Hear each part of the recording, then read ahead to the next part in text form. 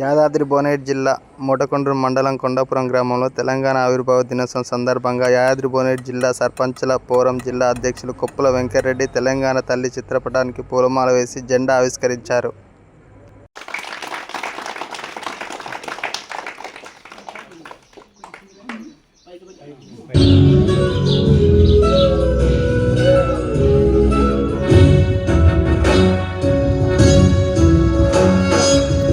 జయ హే తెలంగాణ జననీ జయ కేతనం ముకోటి గొంతుకలు ఒక్కటైన చేతనం తరతరాల చరితగల తల్లి నీ రాజనం పరపరాన నీ పిల్లలు ప్రణమిల్లిన శుభ తరుణం. జయ తెలంగాణ జయ జయ తెలంగాణ జయ తెలంగాణ జయ జయ తెలంగాణ.